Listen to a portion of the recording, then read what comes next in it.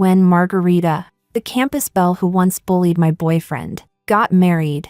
My boyfriend jumped into the sea and committed suicide. While sorting through his belongings, I found a hidden folder on his computer. It was filled with her photos, covered in words of longing and love. He had even written her a song, Every Day Without You. I toss and turn, unable to sleep. So when I was reborn, and Margarita once again rallied the entire class to isolate him, I looked away. This time, I didn't stand up for him. He stopped me, his voice trembling with despair. Why aren't you helping me this time? Chapter 1. The genius singer-songwriter Sean released a new song titled Flora. The lyrics were far too telling, and during interviews, everyone asked if the song was inspired by someone he loved. His lips curved slightly, his cool gaze meeting the camera. Yes, I wish her happiness, a reporter who loved to stir the pot quietly asked. By wishing her happiness, do you mean you're marrying Violet?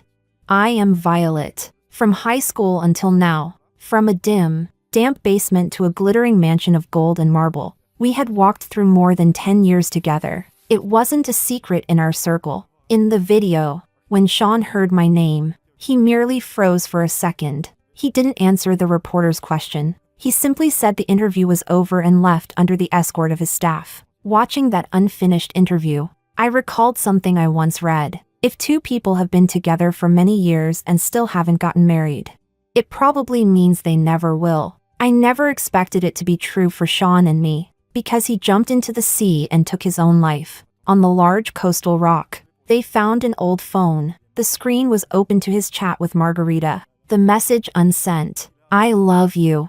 Chapter 2. Sean was an orphan. After he passed away, there was no one but me to handle everything. Perhaps he had long foreseen this day, because he had already written his will and arranged everything with painful precision. He said he loved children, so he donated all his savings to an orphanage. He said he had no home, so he left his properties to the state. He said there were feelings in his life he could never confess, but now that he was dying, he could finally be brave once. He even remembered a girl from the company, someone who had only met him a few times, who once brought him fruit. He noted down her kindness. Yet for me, he didn't leave a single word, as if the years I had spent by his side were so insignificant, so utterly irrelevant, like a marionette without flesh or will.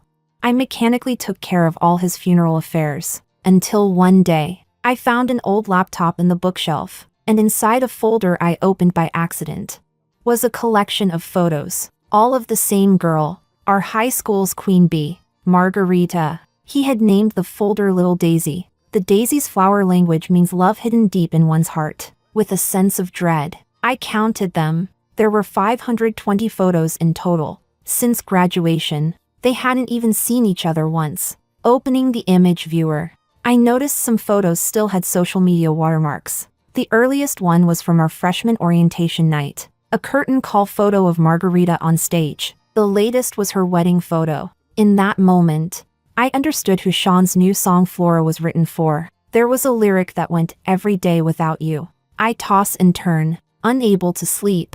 That was his way of confessing to the world, his way of saying I love her, and I finally understood what he meant by I wish her happiness. My heart clenched painfully, as if someone were squeezing it in their hand, each pulse sharper than the last. At the end of the photos, there was a document. It recorded his secret love for Margarita.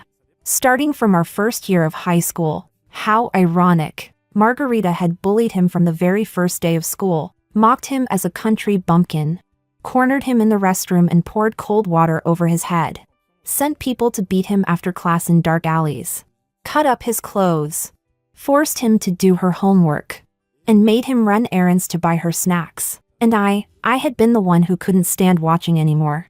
The one who kept saving him, helping him return to a normal life. Yet he never mentioned any of that. All he wrote about was that rainy day, when Margarita handed him an umbrella. He said at that moment, the world stopped, and in all the noise of the earth, only her beautiful silhouette remained. That single image became his lifelong obsession. Even his dream of becoming a singer had started because of her. Once, when she was mocking him, she found the lyrics he had hidden in his notebook. in front of the entire class. She read them aloud, those words that, to us back then, were both shameful and sentimental. Then she sneered and told him, "Not everyone can be a star, some people just aren't meant for it." But instead of feeling humiliated, he only wanted to climb to the highest stage.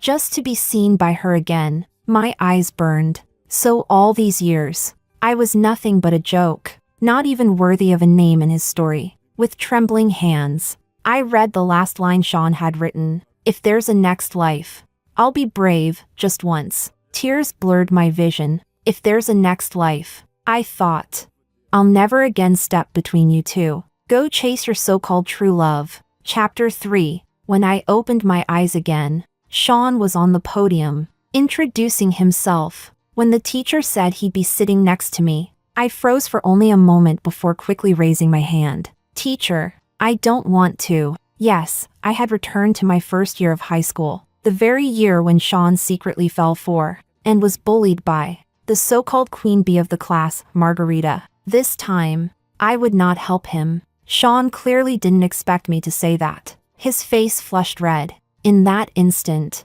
embarrassment and hurt flickered across his expression. Our homeroom teacher, confused by my reaction, paused before asking, "Why?"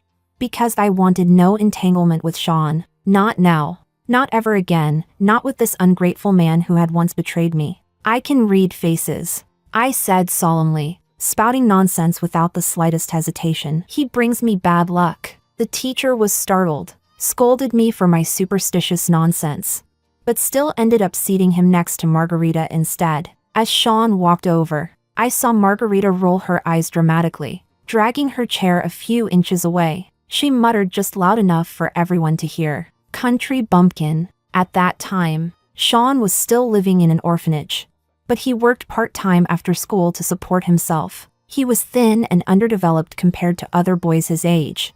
His clothes faded and patched, clearly worn for years. In my previous life, Sean had been my desk mate, and Margarita had sat right in front of us. Whenever she mocked him for being poor, I would kick her chair and tell her to watch her mouth, because I knew, once bullying starts, if no one stands up, it only gets worse. I hadn't liked Sean back then. I just couldn't stand seeing someone bullied. But this time, when I saw Margarita's sneer and that familiar cruelty, I said nothing. Still, I noticed Sean's back go rigid, almost as if he wanted to turn around to see if I would speak up again. I didn't. I lowered my head and continued reading my book. Chapter 4. After being reborn, I only felt lost for a few days before I fully adjusted to this life. Honestly, as an adult, I had often regretted failing my college entrance exam and missing out on my dream school. So this time, it felt like a gift from heaven,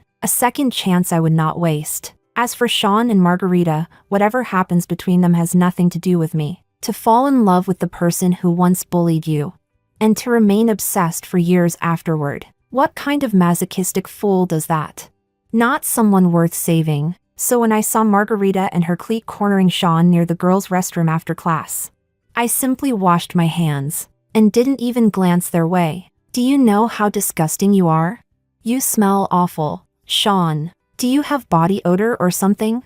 Does your little orphanage not have showers? Don't worry, I'll help you wash properly." Filthy, cruel words spilled from Margarita's mouth. In my previous life, I couldn't understand how such a beautiful girl could be so vile. Back then, when I saw them blocking Sean, I had rushed forward without thinking, shielding him with my body, trading insults with Margarita until she finally stormed off, and the bucket of cold water meant for him never touched him that day. I even told him afterward that when faced with bullies, he needed to learn to fight back, because no one could save him forever. He thanked me, but I hadn't noticed that his gaze had followed Margarita's retreating back. Now, thinking about it, why had I even bothered? Maybe deep down, he had enjoyed her attention all along. So this time, I walked straight past. Halfway down the hall, I heard the splash. The water had been dumped on him after all. I didn't stop. I pretended I hadn't seen a thing. And just as I was about to turn the corner, I heard his voice, hoarse, desperate, calling out behind me, "Violet." Chapter 5. Bad Luck. I quickened my pace, running as fast as I could. In my panic, I didn't see the person coming from the opposite direction and crashed straight into a boy, knocking him over. Damn it! The boy on the ground squinted, rubbing his forehead, his expression sharp and dangerous. Afraid Sean might catch up and see me, I mumbled an apology and bolted. Without my help this time. Sean's life at school was pure misery. At this age, teenagers are already fragile and insecure, and Sean, with his stubborn pride, endured the endless torment in silence. Margarita seemed to enjoy crushing him under her heel. She was always inventing new ways to humiliate him. Lately, though, she had toned it down a little, because she was preparing for the school's orientation performance. Sean's first photo of her in that secret folder was from this event. The moment she won her award, I had no interest in such things, so I didn't attend this time either. I assumed Sean, ever the devoted fool, would never miss a chance to see his goddess. But to my surprise, he didn't go either. When I spotted him in the empty classroom afterward, I froze. Then, quietly, I started packing my bag to leave. Violet. He turned toward me after I tucked in the last book. His brows furrowed as though suppressing something fierce inside him, a desperate need to prove something. In my past life, through all those years together, Sean had rarely shown emotion. Even in moments of intimacy, he was always distant, cold. The only time he truly lost composure was when he confessed to me at our high school graduation. I still remembered that look in his eyes, sincere, burning, trembling with a fragile kind of courage. That "will you be with me?" sounded like it had taken everything he had. He stared at me, fists clenched around the hem of his shirt, eyes full of love and fear, as if terrified I'd reject him. But now, seeing that same face, the same expression replayed in this lifetime, all I felt was disgust. Perhaps, back then, he wasn't really looking at me at all, just at the reflection of someone else through me. So I met his hopeful eyes with a flat, indifferent glance, and walked away without a word. Chapter 6. Sean got cornered by Margarita again. This time, it was in a narrow alley outside the school, the same path I always took to go home. Maybe it was just my imagination, but for a split second, I thought I saw a faint light in his eyes, a flicker of expectation. Was he waiting for me to save him again, like last time? Of course not. I only gave a casual glance before looking away. Margarita's obsession with tormenting Sean seemed almost pathological. "Hey, country bumpkin, what's that in your hand?" she sneered, eyes glinting. "Are you some kind of pervert? I swear I saw something that belongs to a girl." Sean gritted his teeth, staying silent, unhappy with his silence. Margarita reached out to grab it. "What the hell? Did you steal something from me?" But to everyone's shock, Sean reacted violently this time. He shoved her away and turned toward me. "It's not yours," he said darkly. "If you break it, I'll fight you to the death." His voice was low, fierce. I stared straight ahead, refusing to meet his eyes, and marched forward, firm, unflinching, as if I were heading to a solemn mission. And just like that, the faint light in Sean's eyes slowly dimmed into darkness under my cold indifference. Then came the dull, heavy sound of fists striking flesh, followed by his muffled grunts of pain. I still didn't turn around, but out of the corner of my eye, I saw him clutching something tightly in his hand, refusing to let go. Chapter 7. I had just walked out of that alley when, in the next one over, I ran into someone else. He was sitting against the wall, face covered in bruises, his clothes and pants streaked with blood. Looked like he'd just been in a fight too. TSK. This road really was unlucky. I'd better take another route next time. I was about to leave when the man spoke. "Hey, you're just gonna walk by and not help?"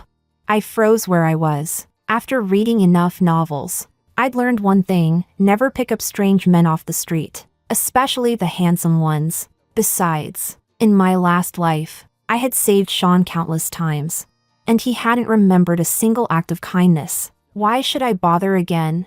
So I pretended not to hear him. Just as I lifted my foot to go, he tilted his head and shot me a sidelong glance. "Seriously? You're not gonna help?" Annoying type, I thought. He gave a low chuckle. Can't even give a hand to someone who's hurt? You knocked me over last time. My ass still hurts from that. I fished out my phone. Then I'll call you an ambulance. He raised an eyebrow. Wow, you're something else. Thanks. Seeing as you can still talk. I'm guessing you're not dying. I'm serious. I can't move. Just help me up. We're from the same school. You think I'm gonna scam you or something? When I still didn't move, he seemed to laugh in disbelief. You're that wary? I don't even know if you're a good guy. I replied. What if you've got a knife and stab me when you're in a bad mood? He snorted. Your imagination's impressive. Then he pulled out a student ID and tossed it toward me. Grade 1, Class 3, Elias. I bent down and picked it up. Yep, same school. So, I help you up. And then what? Beauty. Give me a second, my leg's practically broken. Only then did I notice the steady trickle of blood seeping from his leg. Still, I hesitated. Sean had left me with more than a few trust issues. What are you waiting for? I'm seriously about to pass out here. I sighed, walked over, and put his arm around my shoulder. Which leg's broken? Right one. Okay, I'll hold you up. Use your left leg to balance. I underestimated Elias's weight. I couldn't lift him at all. Stubbornly, I put all my strength into it, and from above came his gritted teeth and dry voice. Great, my leg was broken before. Now you've broken my arm too. Aw, my mistake. After a lot of struggling, I finally managed to half carry him to the mouth of the alley. That's when I saw Sean, his face covered in bruises. 2. Chapter 8. His gaze stayed fixed on me for a long time, then shifted to Elias, whose entire weight was leaning against my shoulder. I could almost see the tension in Sean's face crumble, bit by bit. It reminded me of before, when I'd seen Margarita cornering him and shouted fire, to draw a crowd and save him, when I had been the one to hold him up, to ask if he was okay, to take him to the hospital and stay with him all night. Back then, it wasn't because I liked him. I was just a decent person, but reality had taught me a harsh truth. Good people don't get remembered. Good people don't even get a thank you. So this time, I had withdrawn all my kindness. Violet. Sean's voice was hoarse, trembling slightly. You helped him. I looked at him calmly, frowning faintly, but he stepped closer, his thin body trembling. And, under my confused gaze, he held out his hand. In his palm lay a strawberry-shaped hair clip. Mine. The same one he had been clutching so tightly. The one he had protected, even while being beaten, like a drowning man clutching a single straw. He looked at me, eyes filled with despair and pleading. His voice was low, almost swallowed by the night air. Why didn't you help me this time? Chapter 9. For a brief moment, I wondered if I was seeing things. How could Sean have that kind of expression? He had always been gloomy, quiet, indifferent, never one to show much emotion. He was the kind of person whose lips rarely curved into a smile. And he had loved Margarita. This was already the 3rd time he had called my name since I was reborn. And yet, in my last life, when he took his own life, he didn't leave me a single word. That was just who he was, cold, detached. To him, I was probably just another passerby in his story. So when I lifted my eyes to look at him, my tone was as cold as my stare. Do we even know each other? That was the same question he had asked me once, the first time I ever helped him. Back then, I thought he was embarrassed, ashamed to be seen so beaten and humiliated. So I had told him, we're desk mates. I want to protect you. But now, looking back, perhaps he had never cared for my so-called kindness. In the sleepless nights after my rebirth, I often asked myself, was I wrong to help him back then? Now, I hadn't helped him. I had helped someone else. I didn't know what he was thinking, but I recalled something I once read. I want you to watch, clearly, as I give up on you again and again, while saving someone else instead. I want you to light up with hope, only to fall into despair, over and over again, until the darkness swallows you whole. So let him think whatever he wants. The worse he imagines, the better. We're. Sean's voice trembled, his chest heaving, face pale. He looked as though he wanted to accuse me. After all, even if we weren't close, we were still classmates. He probably thought I shouldn't have just walked away. But before he could finish, the boy leaning against me, Elias, snapped impatiently. What's with this pity act? You've still got your arms and legs, don't you? Stop playing the victim, Violet. If we don't go now, I'm going to collapse. TSK. Fierce. Even half-injured. Elias still spoke with that cocky, overconfident tone. Sean froze at his words. His lips trembled, and his eyes reddened slightly as he looked at me. I wanted nothing more than to get away from this mess. So I said calmly, "Let's go. I'll take you to the hospital." Sean's frail figure swayed, as if the slightest breeze might blow him away, and the way he looked at Elias was cold enough to pierce bone. Chapter 10. That guy was looking at you in a really weird way, Elias said suddenly after we got into the taxi. You'd better stay away from him. He leaned back lazily, adding, unlike me, good character, happy family, pure soul. No hidden motives, no tricks. Huh? I turned to look at his bold, smug face, and couldn't help saying, right, that's why you got into a fight and ended up half dead? Elias immediately puffed up like a proud peacock, patting his chest. Excuse me? I took on a whole group by myself. They're way worse off than I am, okay? This is just a little bleeding, no big deal. So you're only a little hurt. Guess that means we don't need to go to the hospital? He blinked, lips tightening, then suddenly slumped weakly against the window. No. I'm dying. Low blood sugar. Gonna pass out any second now. My silence was deafening, but I still reached into my bag and handed him a chocolate. He brightened immediately, taking a huge bite, his ears turning a deep shade of red. When I left the hospital later, Elias tugged on my sleeve insistently, refusing to let me go without giving him my contact info. You're my savior. Let me buy you dinner once I'm out. I'm in class 3. Name's Elias. Don't forget it. Next semester I'm transferring to your class. I'm great at physics. By the way, I blinked, momentarily stunned. Elias. That name, I remembered seeing it once before, in my last life, in a news article about research on parallel universes. He was the author of the published paper. It had barely made the news though, overshadowed by the headlines about Sean's suicide. The internet had gone wild. Even Margarita got dragged into it. When people saw how beautiful she was, they began writing love stories for the two of them, romantic fantasies about a tragic love that transcended life and death. They called Sean a man of deep devotion, saying he had proved his love through death itself. And me? I became the villainess in their story, the toxic woman who ruined their perfect romance. I tried explaining, over and over, but no one wanted to listen. He was dead, and the dead can't defend the living. So the insults poured into my private messages.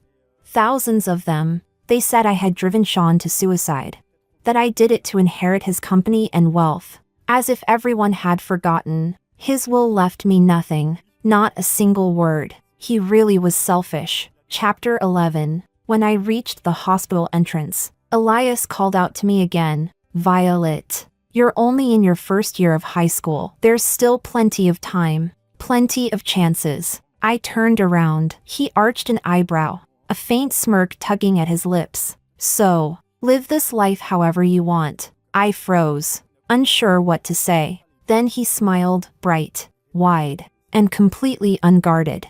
I believe you can. I had to admit, his smile was infectious. It carried a kind of warmth, genuine, fierce, and full of light. So unlike Sean. If Sean was someone who lived in the shadows, then Elias was the kind of person who was sunlight. When I walked back toward the ward, I saw Sean again. I didn't even know when he had followed me here. His gaze was sharp and brooding, dark with something close to hostility, but underneath it was a fragile trace of hope. I came to return this, he said softly. He held out his hand. In his palm lay my strawberry hair clip, the same one I had dropped, the one he had picked up and protected so fiercely. It was broken now, beyond repair, just like whatever had existed between us. The hospital doors opened and closed with the rush of people passing by. But I stood still, Ever since that moment in the alley, when he said those words to me, I'd had a suspicion. Maybe Sean had been reborn too. I couldn't be sure. But I was curious. Curious why he was looking at me with such turbulence in his eyes. After thinking about it, I came to a conclusion. Sean was sick. Anyone who could fall in love with the person who bullied them, that was Stockholm Syndrome. And now, him coming after me, that was just another illness. Maybe something like the disease of wanting what he can't have. Under his expectant gaze, I didn't reach for the clip. I simply said, coolly, Sean, we're just classmates. You're overstepping. He froze, pale lips trembling. After a long moment, his voice came out hoarse and shaking. You're throwing it away? For a second, I remembered the past, back before anyone recognized his musical talent. I had worked tutoring jobs, part-time shifts, using my own living expenses to support his dream, to help him enter competitions, and when he'd been crushed by failure after failure, when everyone said he would never make it. The day he saw me packing my suitcase, he had broken down, grabbing my hand, his voice trembling and raw. You're leaving me? So fragile, like one wrong word could shatter him. And I had hugged him then, saying softly, no, I'm not leaving. I'm just going away for work. I'll show you the beauty of the world. I'll help you walk out of the dark and into the light. But this time, facing the same desperate eyes, I said calmly, it's just a broken thing. If it's lost, it's lost. Sean swayed, as if the ground beneath him had vanished, as if something vital had been torn away. As I brushed past him, I added, stop bothering me. Chapter 12. The days of studying passed quickly. Even while Elias was still in the hospital, he somehow had endless free time to message me. I rarely replied, unless I couldn't help it. Like today, he just sent me a message. My legs all healed, thanks. Then came a photo, one that clearly showed the outline of his abs. I couldn't resist replying, your legs healed. Why send me a photo of your upper body? He didn't respond for a while, then sent, oops, wrong photo. Can't unsend it now. My bad. Yeah, right. I didn't buy it for a second. Lately, Sean had been keeping to himself. He hadn't approached me in a while. It didn't take long to find out why. After returning to school, Elias was reported for fighting and intentional assault. That day, I was in the teacher's office when I overheard the conversation. When Elias saw me, he immediately denied the accusation. I didn't start it. It was self-defense. I got hurt too. I thought for a moment, then stepped forward. Teacher, I can confirm that I was the one who took Elias to the hospital that day. The teacher kept him behind for further questioning. I gathered my homework and left the office, only to run into Sean at the corner. I ignored him, but he blocked my path. His tone sharp and accusing. He's that kind of person, a thug. Do you even know what kind of reputation he had back in middle school? Why are you helping him? What does that have to do with you? Then I remembered that cold, jealous look Sean had given Elias before. So it was you, wasn't it? Does it matter? Sean, I said with a bitter laugh. You really are a petty, twisted person. He didn't even get angry. Violet, he's not worth it. I sneered. I don't need anyone telling me what to do. Back in class, my phone buzzed. Elias, do you believe me? Me, I do. The whole issue ended with Elias reading a self-criticism aloud at the flag-raising ceremony. Later that day, he texted again. Good thing I didn't get a real punishment. That would have been trouble. I was confused, so I sent a question mark. He brushed it off with a joke, and I didn't press further. Meanwhile, Margarita's bullying of Sean continued, but Sean never fought back. Every time, he'd just look at me with those pitiful eyes, as if hoping to see even the faintest flicker of sympathy. But I pretended not to notice. I couldn't understand it. Sean had been reborn too. He knew he had talent. He could have used it to change his fate. But instead, he did nothing, as if he were deliberately trying to show me how pitiful he was, hoping to stir my protective instincts again. Too bad for him. I couldn't be bothered to look his way. Chapter 13. Because I wanted to walk the path I hadn't finished in my previous life,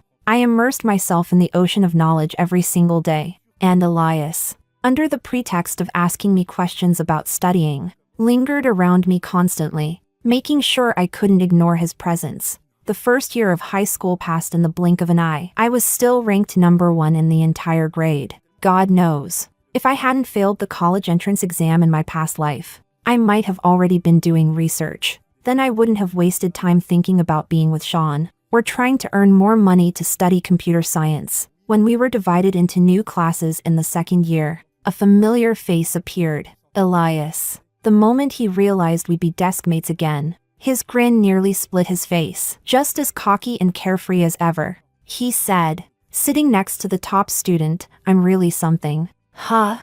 The moment Sean, sitting in front, heard that, his fists tightened even more, and soon came that rainy night he once mentioned, the night he said he liked Margarita's silhouette. To avoid him, I deliberately took another route home, but we still ran into each other. He didn't have an umbrella. The rain was heavy, roaring between heaven and earth, and from across the street, our eyes met from afar. I turned away at once, ready to change directions, but he called out to me, "Violet." I couldn't be bothered to answer and quickened my steps. Still, he caught up and blocked my way. The rain poured down mercilessly. His thin shirt clung wet and cold to his frail body. Water streamed down his face nonstop, blurring even his expression. I stood silently under my umbrella, with no intention of sharing its shelter. On the crowded street, I could feel strange looks from people passing by. He ignored them all, only staring at me quietly. Suddenly, I remembered that one time I went with him to an original singer competition. That day, though he had already chosen his song, he switched to another one right before going on stage, a song he'd written about innocent first love. He even missed a few beats while singing it. When it ended, he stood under the spotlight and said the song was dedicated to a girl in the audience. But I'd forgotten, there was someone else sitting in the crowd. She had come with a friend, Margarita. How dare he bask in the glaring warmth of my affection, while handing over all his love, completely and unreservedly, to another person? "Why are you avoiding me?" Sean's lips trembled. His voice, strained with repressed emotion, was so soft it was almost drowned out by the rain. "You'd rather help someone else than even look at me." He took a small step forward, as if wanting to get closer. "Elias has everything. He doesn't need your charity." Charity? So, in his eyes, my help was nothing more than pity? I suddenly understood. Sean never really liked me. He thought my efforts to save him were nothing but idle amusement. That I was looking down on him, pitying his misfortune. That my so-called salvation and compassion were acts of self-righteous superiority. He believed the two of us were never equals. That's why he became obsessed with Margarita, a girl who toyed with him for fun, who never pitied him, who looked down on him completely. But he forgot one thing, because of my protection. Margarita had never actually hurt him before. Now, though, she had dragged him into the dirt, crushing his pride beneath her heel. Only then did he realize Margarita was nothing like the angel he imagined. And because I chose to stand aside this time, he began to see me as someone like him, someone from the same darkness. That was when I finally realized Sean didn't deserve a hand reaching out to pull him from the shadows. What he wanted was someone just as broken as he was, someone who could stay with him in the dark. But that person was not me. His body trembled, barely steady. His voice, faint and brittle, drifted through the rain. "Why do you hate me so much?" Chapter 14. Sean. I corrected him calmly. "Let me make one thing clear, I never hated you. I just stopped acknowledging your existence." My love and hatred toward him had long since faded into nothingness. Now, even his words couldn't stir the slightest ripple in my heart. For a brief moment, a glimmer of hope appeared in his eyes. But I crushed it myself. "You were just a passerby in my life, not worth any of my emotions." Sean panicked. His expression crumbled completely. "It's not supposed to be like this." He desperately searched my eyes, trying to find some trace of love left for him. Unfortunately, there was nothing. So he began to play the emotional card. "You clearly loved me. You even gave up the major you wanted to study, for me. That was because something went wrong during the college entrance exam. I never finished my last essay and didn't get into the school I wanted. Life simply took another turn, and he happened to be part of that detour. Now, I didn't want to keep pretending anymore. Looking straight at him,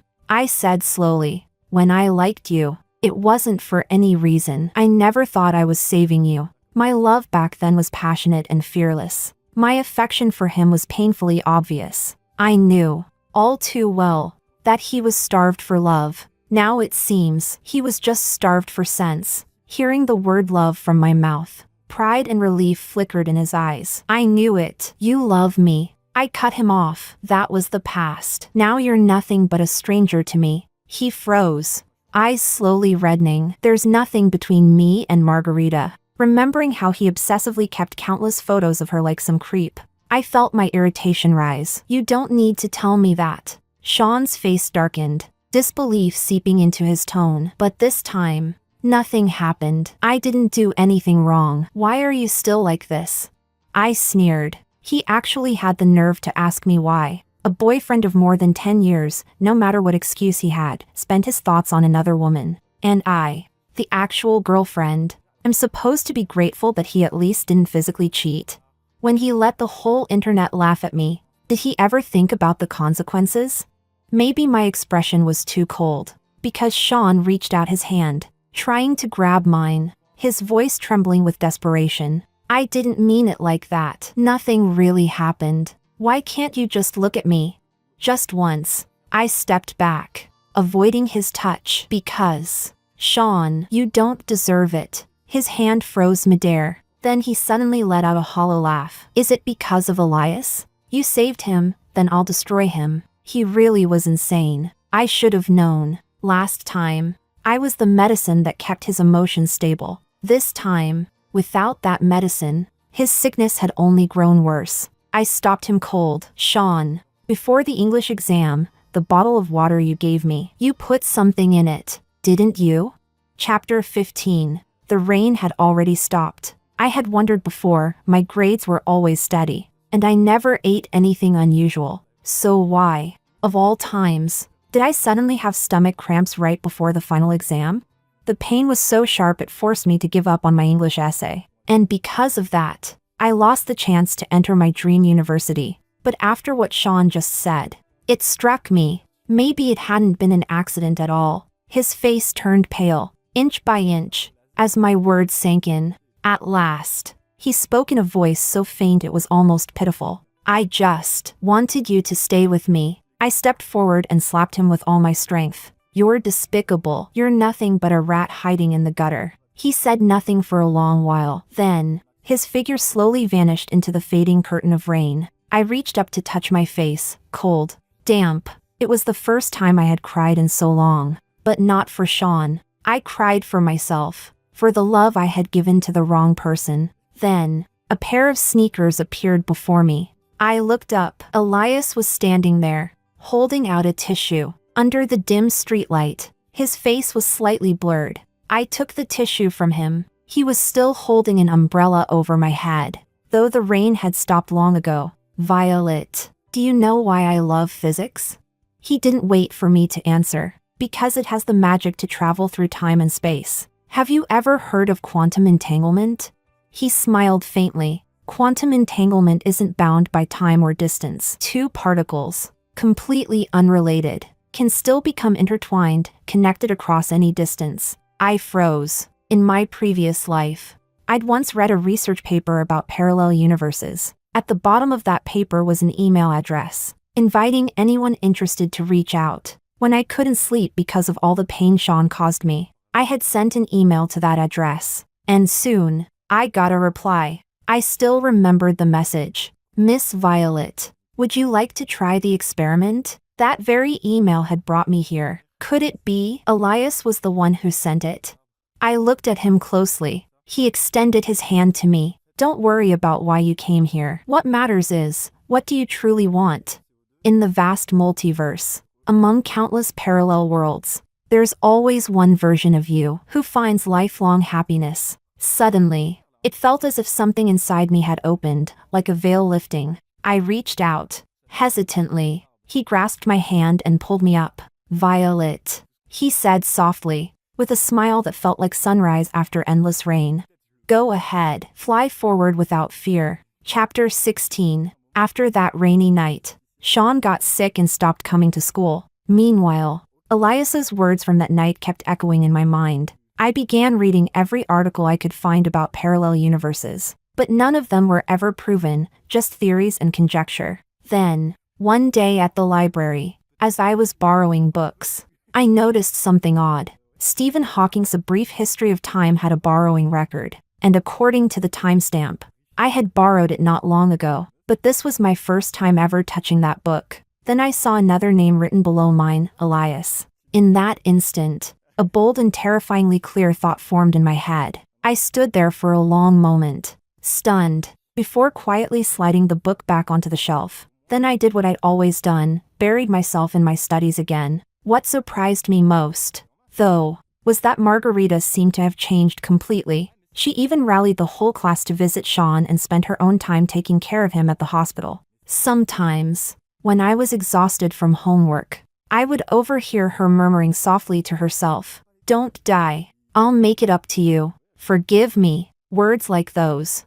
I didn't know what had happened between them, but maybe that was for the best, wasn't it? Sean's dream from his past life was finally coming true. The goddess he had always adored was now within reach. When he returned, he stopped seeking me out. He was still the same, silent, solitary, nearly invisible in class. But at the start of senior year, a shocking piece of news spread. Apparently, over the summer, Sean had joined a singing competition and suddenly became famous. The songs that had made him popular in his previous life, he released earlier this time. Overnight, he became a school celebrity. In one interview, he said, "I want to stand at the highest point, side by side with the person I love, to protect her dream." And Margarita drew closer and closer to him, skipping classes to attend his shows, even TV programs. They showed up at school less and less. Yet it didn't stop people from romanticizing their story. Everyone said they were a perfect match, the talented boy and the beautiful girl.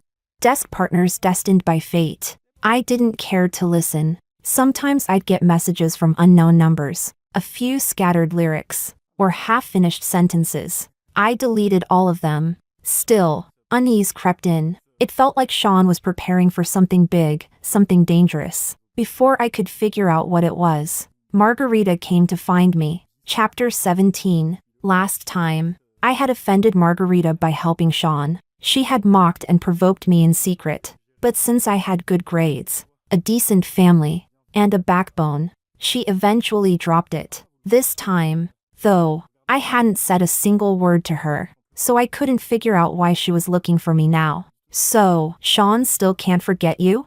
She stared at me with a mocking smile. "But what does it matter? You were by his side." "Sure, but when he died, the only person he thought about was me." Confirmed. She remembered the previous life too. Thinking I wouldn't understand her hidden meaning, she grew even bolder, her hand lifting, ready to slap me. "But I suggest you drop whatever delusions you have. My status now is far beyond your reach." I caught her wrist and threw it aside forcefully. She yelped in pain and cursed. "Violet, don't think I won't make you pay. Believe it or not, I can have someone kill you."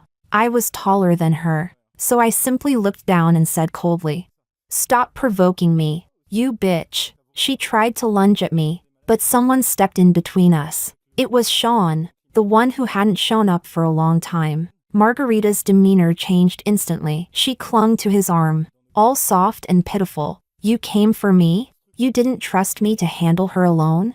Sean looked at her but said nothing. I didn't care to watch their little performance. I packed up my bag, ready to leave, but Margarita blocked my way again. "You're just a nerd. Don't tell me you really think you'll ace the exams this time?"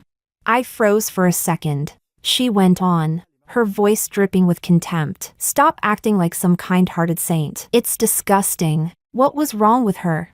I was just about to reply when a clear, sharp voice came from nearby. "Some people can't even get into a junior college, and they've got the nerve to bark at the top student? If your house doesn't have a mirror, try looking into a puddle." It was Elias. Chapter 18. He walked over to stand beside me, looking at the two people in front of us. He clicked his tongue twice, So it's the bottom ranks of our class. That explains it. We're simply not on the same intellectual level. Margarita raised her hand, ready to slap Elias. Normally, Elias had that careless, mischievous attitude.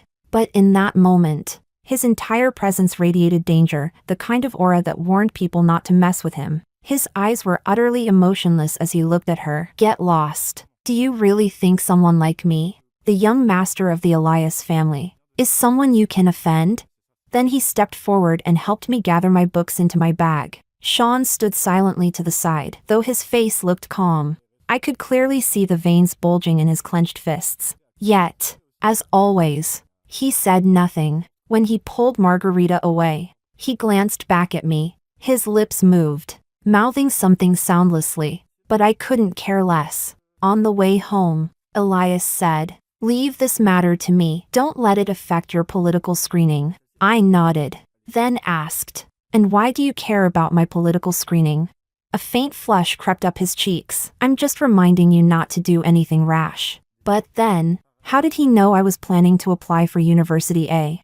Chapter 19. In the last few months before the college entrance exams, Sean and Margarita came back to school to study. Elias, however, treated every day like a battlefield, sticking to me like a bodyguard on duty. He was afraid something unexpected might happen again. But surprisingly, Margarita didn't try to bother me this time, especially during the last 2 days before the exam. Elias practically didn't leave my side, eating, studying, even napping nearby as if determined to guard me 24 hours a day. He even hired his family's security guards to watch over me, and he was absolutely adamant that I shouldn't eat anything handed to me by anyone else, only food I brought myself. Under his layers of protection, those tense days passed quickly. When it was finally over, I knew I would at last be able to walk the path I'd missed before. That night, we had a small class gathering. Elias quietly pulled me aside and confessed, "My family background is clean, no fights,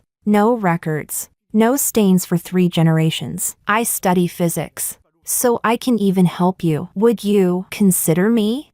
That was when I finally understood what he had meant by that text he'd sent after Sean reported him the first time. Still, was that really how he thought a confession should go? Seeing me lost in thought, Elias continued, "It's okay if you don't choose me. I know your heart is set on research. Don't worry, I won't hold you back. Even if you regret it later, I'll still create more opportunities for you." I looked at him seriously. "Elias, were you the one from the other timeline?" He froze. "I saw a brief history of time," I said softly. "I think there must be some kind of crossover between our 2 worlds. That's why the book I borrowed in one timeline appeared here. Because space-time isn't stable. We both carry memories from another universe, right? You said before that quantum entanglement connects people across time and distance. Maybe, in mystical terms, that's karma, cause and effect looping endlessly. That's why all 4 of us, you, me, Sean, and Margarita, remember everything. So tell me, in that other timeline, was it just that book that tied our fates together?" From his quiet confession, I learned about a love that had always been hidden. He'd first noticed me when I gave the speech as the school's top student in our freshman year. Since then, he'd started observing me, walking the same routes, learning my habits. When I joined the physics competition in sophomore year, he followed suit, borrowing the same books I read from the library. That was when he fell in love with physics too, because, to him, quantum mechanics really could connect worlds beyond time. He believed wholeheartedly that parallel universes could intersect. But back then, I was already with Sean, so he buried his feelings deep inside and focused on his research instead. Years later, during his PhD, he discovered a way to cross between worlds. And then, he received my email. That email I had sent, seeking answers, was answered by him. He was the one who led me here. But because it was an experiment, there were risks. Like now, we might remain here forever, with both sets of memories intertwined. So that day, when you were hurt and I saved you, was that intentional? Elias immediately shook his head. No, that part was real. I was reckless back in middle school. But I changed. I worked hard to get into your class. Because every event holds countless choices, and every choice leads to a different ending. This time, my ending was meeting Elias. Of course, he said, smiling faintly. My research into parallel universes wasn't completely selfless. Deep down, I just hoped that, in one of your many choices, I'd get the chance to appear. Chapter 20. For a long moment, neither of us spoke. Then I finally said, softly, Elias, we've known each other for 3 years. But I'm not sure if I still have the ability to love someone. I'm afraid that saying yes to you might be irresponsible. The color drained from Elias's face instantly. I understand. I'm not forcing you, he murmured, forcing a smile that didn't quite reach his eyes. Liking someone, it's never something you can demand. He was trying his best to sound calm, to give both of us a way out. But I smiled, stepped forward, and hugged him tightly. Still, I want to try. So, boyfriend, would you like to explore another possibility with me? For a second, his whole body went stiff. Then he let out a joyful, half-sobbing shout. I will! He spun me around several times, laughing uncontrollably. Someone nearby called out for Elias to come drink. Elias grinned. How did you know Violet said yes to my confession? Huh? His classmate blinked. Then another asked, Elias, which university are you applying to? Elias beamed even wider. Same as Violet's, she's my girlfriend. What? Soon the whole class knew that Elias, the loud, dramatic one, was practically glowing with happiness, smiling so hard his eyes almost disappeared. The classroom buzzed with laughter and teasing. Only one person remained silent. Sean, the new celebrity, said nothing amid all the cheer. As laughter echoed around him, his back bent slightly lower, as if the weight of something invisible pressed him down. That night, I received a message from an unknown number. Your dream, this time. I'll protect it for you too. Chapter 21. I didn't reply, but soon enough, I understood exactly what he meant. A week later, during a fan meet and greet livestream for Sean's latest concert, he personally dragged Margarita from heaven straight into hell. At the time, Margarita thought she had become Sean's unofficial girlfriend. After all, she appeared at every one of his events, standing proudly at his side, and he had never once denied it. But when the host asked him if he had anything to say after finishing the college entrance exam, behind him, on the giant screen, video clips began to play, evidence of Margarita bullying him. The footage was shaky, clearly taken secretly, yet from those angles, you could see it all. Sean's pale, fragile face after every humiliation, curled up, trembling, pitiful enough to shatter with a single touch. The entire venue erupted into chaos. Margarita screamed, rushing onto the stage, begging them to stop the video. No one listened. Everyone's eyes turned toward Sean, but not with anger, with pity. They didn't understand what he was doing. For a rising idol, revealing something like that was career suicide. Even as the victim, he'd likely destroy his future. But the video kept playing. At the end, a short conversation appeared, apparently recorded when Margarita was drunk, as Sean drew the truth out of her. Did you switch her water before the exam? Of course. I just couldn't stand how high and mighty she acted, trying to save everyone. Ha! Wouldn't it be fun to see her fall into the mud? The fan meet descended into chaos. Only Sean remained calm, looking straight into the camera. It was as if he was speaking directly to me. See? I could never love someone who once tormented me. Or maybe, someone who destroys another person's dream doesn't deserve to stand beside me. At last, I understood what he meant that day. I'll avenge you. And I realized why he had rushed ahead of his previous life's path. Why he had become famous so soon. He had been preparing for this all along. A grand, deliberate act of revenge. He wanted to stand beside me in the light, openly, proudly, and love me with a heart that was finally clean. Chapter 22. Margarita ended up in prison. I went to see her. When she saw it was me, she forced a pale smile. Are you proud? Last time he abandoned you for me, this time, you won. I shook my head. In love, whoever takes it seriously first loses. None of us are winners. She stared, then asked, bewildered, where did it all go wrong? Didn't he almost kill himself for me? Why would he do this to me? That was a hard question to answer. She laughed bitterly. So all the ways I got close to him were just to help you get revenge. But that bottle of water, he gave it to you himself. He had his own selfish reasons. 2. He wanted someone with him in hell. How can you pin it all on me? He never loved me. He only thought we were the same kind of broken people. So he made others believe he loved me because he was too afraid to let you see his dark side. In the end, I was the big fool, the one who'd been wronged. When I first came, I felt furious at both of them, 2 people living in darkness who ganged up on me and forced me to give up my dream. I wanted nothing more than to tear them to pieces. But quantum mechanics says we're just slices trapped in time. There are countless versions of us facing different endings. Before I left, I told Margarita, "You're not innocent either. You only thought you were about to ride him to success. How much of your feelings for him was real?" Margarita pressed her lips together and said nothing. See, that's the price of greed. Chapter 23. When I walked out, Sean was waiting for me at the door. "I've shown you all my dirty secrets. Do I still have a chance?" he asked. I shook my head. He carefully produced a bouquet of calla lilies from behind his back. The flower's meaning is pure love. It was the kind of flowers he used to give me when we first had money. I didn't take them. His lips trembled. I was wrong. Is there not even a chance for me to make amends? Since fate gave us this second chance, it's to fix the things we couldn't face before. I interrupted, glancing toward Elias, who had just arrived behind him. I said quietly, "You're mistaken. It wasn't fate that brought us back. Some people spend a lifetime researching, pouring every ounce of energy into one purpose, so that my life might have one more choice." He asked for nothing in return. He guarded me quietly, understood my dream, and protected it. That felt like a normal relationship.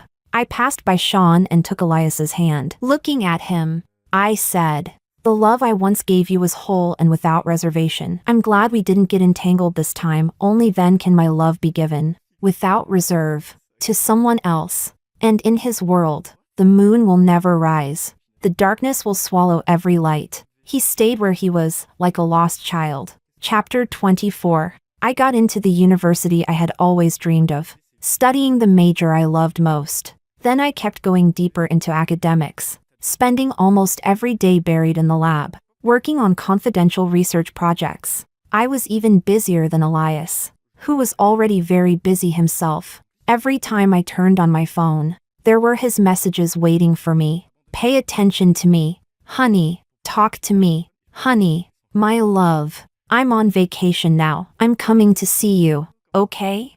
I replied, "Go talk to my supervisor instead. Please. Honey, look at me. Don't stare at those cold machines all day." Then a video popped up. I had barely connected when I almost spat out the water I was drinking. "Put some clothes on. My colleagues are still here. I don't care if you don't look at me enough. What if you fall for someone else?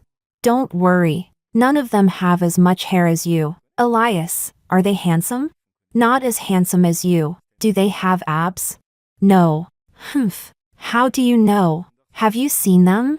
Great. Here he goes again with his nonsense. Well, I chose this boyfriend myself. Guess I'll have to coax him myself too." Chapter 25. The next time I heard about Sean, it was news that he had committed suicide again. I hadn't been able to stop him from becoming a singer, but I had long stopped following any updates about him. I only learned about it because Elias sent me a screenshot. My name was trending together with his on the hot search. Before I could even read it carefully, someone was already throwing a fit. Doesn't he have his own wife? Why is he coveting my wife? Is he insane? On the screen was his new song Regret, along with the news of his suicide. It chronicled the 10 years of his secret crush on me, starting from his high school diary. After reading it, I felt strangely calm, even absurdly so. In our previous life, he had died in a fit of obsession and despair over failing to have Margarita. In this life, he couldn't have me, so he staged the same pathetic drama again, as if trying to make himself look like some deep, tragic lover. But to his disappointment, my work is confidential by nature. So my name, which appeared briefly online, was swiftly erased without a trace. He thought his love would be displayed to the world as a grand, everlasting devotion. He thought that his immense regret in this new life would move the public to give us a happy ending. But he was wrong. He was never worthy of being mentioned after my name. Yet one afternoon, I received a package. I didn't expect Sean to ever send me anything again.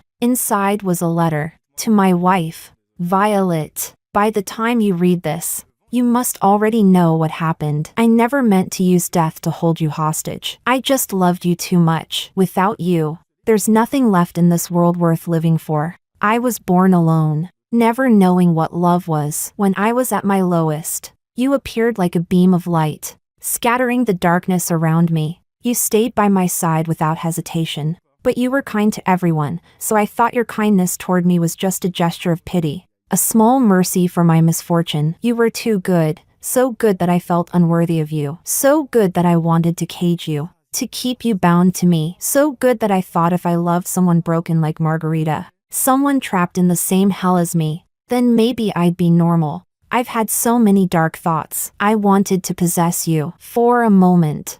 I even thought of turning you into a specimen that would lie quietly there, belonging only to me. I never dared to tell you. These thoughts tormented me for too long, until I couldn't hold on anymore. I didn't dare leave you a message. I knew you'd hate me. People like me don't deserve to be loved by anyone. I thought I loved Margarita, but when I came back, I realized that the only person I ever truly wanted to see was you. I hurt you. I'm sorry. But selfishly, I think, if this way, you can remember me, then maybe it's not so bad. I'm such a wretched person. Only when I was beside you could I catch even a glimpse of heaven's light. Without you, I have no reason to go on living. I read Elias's thesis. I'm grateful for the parallel worlds, at least in another timeline. I once had you. So, in our final meeting, I didn't say goodbye because I knew we'd never meet again. Inside the box was also the broken strawberry hair clip from long ago, and a video. In the quiet expanse of the sky,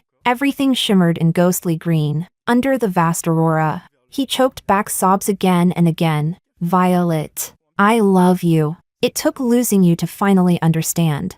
At last, he collapsed to the ground, covering his eyes with both hands, tears still streaming through his fingers. His fragmented voice echoed softly in the still air. I don't deserve your forgiveness. If there's another parallel world, would you look at me again? Just once, please. Chapter 26. I didn't finish watching the video. I turned it off, writing all that didn't wash away his sins. No matter what his reasons were for liking Margarita, one fact remained: he was interested in her, and that was the very beginning of all his so-called love. So, I didn't believe a single word of his nonsense. Time lost can't be recovered. The wounds he caused are already there. They'll turn into scars, forever reminding me never to make the same mistake again. I received his confession, but that doesn't mean I forgive him, because in that other timeline, I had given him my heart completely, and the one who pushed me away with his own hands has no right to speak of regret. After Elias finished reading, he asked me how I felt about it. I thought for a moment and said just one word: pretentious. Then I wrapped my arms around his waist. I know who truly matters to me. After all, this is a love that transcends time and space. A love that shines with unmistakable devotion. A love that stands by my side unconditionally. A love that, in this lifetime, belongs only to me. Elias took out a bouquet of white bellflowers from behind him. Their meaning, eternal love. He said, the person I love still loves me, even in another parallel world. I was more conventional. I brought red roses. People who share the same frequency will always meet again, and that's the most romantic kind of reunion. Elias kissed my forehead. I love you. In the entanglement of quantum fate, some journeys are destined to happen.